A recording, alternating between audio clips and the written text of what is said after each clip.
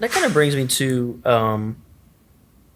want to go back to this point. So I feel like one of the ceilings or limitations, I won't be able to grow my business or get to a point. This is why I want to lean so heavily on folks like Todd. He's being very generous with his time and his team.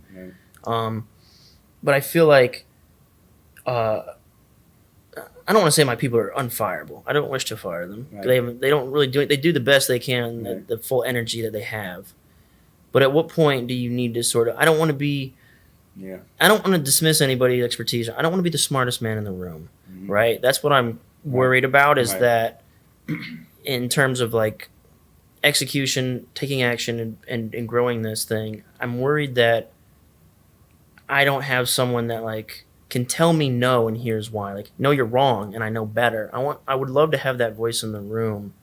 And, so my question is sort of, do you have to have strong key experts on your team? Like, that's the question. How do you build a team? Like, I'm a dude with two buddies, right? Right. At what point do you need to say, do you ever say, look, buddy, you need to do some this serious, you need to go pay $100,000 to someone who's an expert and bring them on and turn this thing around, or what? Well, kind of. I'd say a couple of things. There's a lot there. Mm-hmm.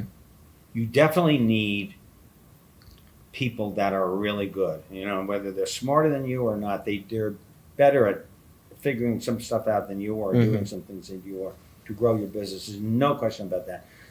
I have worked with many people, I can say a half dozen, who were brilliant and who controlled everything. And their business grew to a certain level. Maybe $20 million was the best.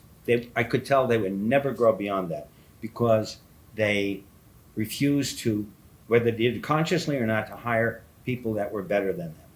They hired good people, but not that were. So to me, that's an ego problem that I don't have. I have all the other ego problems. This is the one I don't have. And Bill didn't have it either.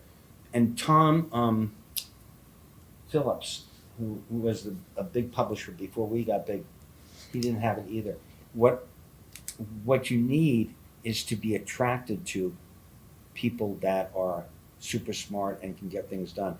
Like literally attracted to them. That's how I would describe it. I see somebody that is super smart, and of course, it's more than just being smart, but is capable, and I think, oh man, I want that guy in my life somehow, and that woman in my life, and that's what I would say is the difference of all the people I know that have built great businesses, great people.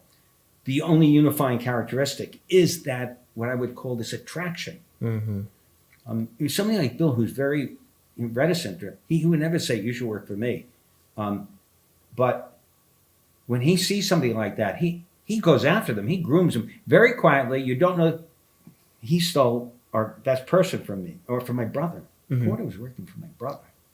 And Bill, man, I was so impressed by him. I was singing his praises. But he somehow, very quietly, next thing I knew, he was in Baltimore. My brother's like, what the hell? I found that guy, So, so it's to me, and Tom Phillips was like that too. I would go out with Tom while I was, starting to build a business when people realized I was the growth guy. And go, Mark, that would be really wonderful. We could somehow connect. Let me take you on a ride, And I was like, oh, thanks, Tom. But so that's how in his case, I think the attraction was a full-fledged attraction, but that's how I describe it. And so somehow you have to, I think that's the most important thing. You have to try to figure out if you have that sense of being attracted to these people. And if you don't, it's going to be a problem. The people that want to do everything themselves, they feel at some level threatened. They may not recognize that they feel that way, but you could tell by their actions that they avoid. For me, if somebody's smart and I know they can, I don't care if they're overpowering or obnoxious. I just want to work with them. So I'm gonna make this about me now, I guess. I think one of the things that would be the opposite of feeling threatened. It's an inferiority thing, to be frank. It's an insecurity thing where I know what I'm really good at. Like, I'm scared to go write health copy because I would lose the powers that I have in the Right. financial Right. copy space and the skill and Right. the so I'm scared. Like as we're talking, there are people that you're describing this attraction. There are people that are popping in my head, and it's like I just feel unworthy to pitch them and say, "Why don't you join my little, Tonka trunk Right. Mickey Mouse business Right. and help me grow it?" I just feel like it's not worth their time. I feel like I have this gift to inspire people. Right. Like the people who work for me, Right. I mean, like, I feel like they're just there because it's me, Right, right. right? I'm not offering anything Right, exceptional, right. like in terms of compensation or like lifestyle. I'd like to. I'd love to give them the world, and I think they see that. I think, yeah. So I don't know, man. That's it. Like I feel like, do I have enough money for this person? Right. Can I actually use this person and use their Right. skills, or would they want to even work for my Right. little This team? is what I Or, would say about that. What you do give people, whether you do consciously or not, a sense that you have a future, Mhm. and that you're open to it. Something's going on, and that's why they want to hang around. So that's going for you. And like I was saying, if you see that, what I would do in your situation, I'm trying to remember if I've had that in the past, because I have a little bit of the other thing, like I am a little bit competitive with people that are good, but somehow I have both. Mhm. I guess when it became my business, and I could imagine them being in my business, I saw nothing but growth. And so, but what I did find out was that what you should do, and never hurts, is just to say something to the person that puts that thought in your head. Even if you said, you know what, it would be so cool. I just had this fantasy of you being in my business one day and us helping to build a business. Mhm. It's just a compliment. I don't know how many times I can tell you. That's what I used to say. I used to say, boy, or if there was somebody that was like wasn't running a business, but like a copywriter or something, I would say, boy, you really should be working for us, But I just said it lightly, and a year or two later, you get a call. Something goes wrong, but they remember that because it's a compliment. Mhm.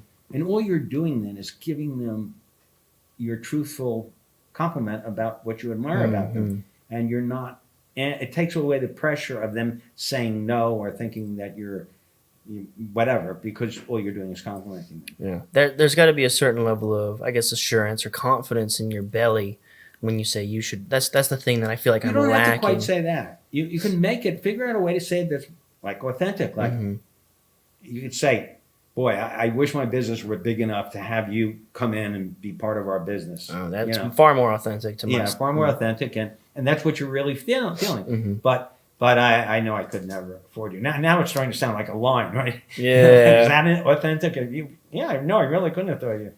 But yeah, so I think that's, to me, that will work because you're not trying to sell something you can't buy. You're not trying to buy something you can't afford or make a promise you can't keep.